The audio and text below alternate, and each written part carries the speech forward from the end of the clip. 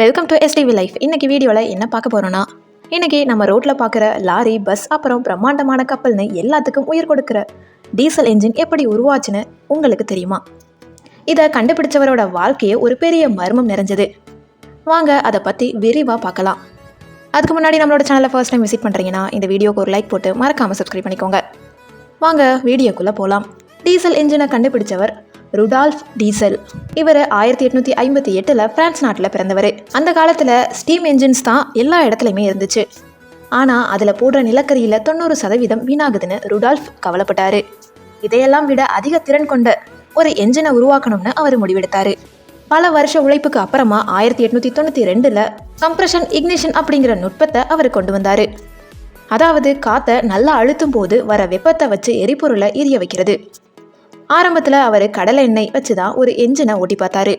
கடைசியாக அவர் கண்டுபிடிச்ச அந்த எரிபொருளுக்கு அவரோட பெயரையே டீசல்னே வச்சாரு.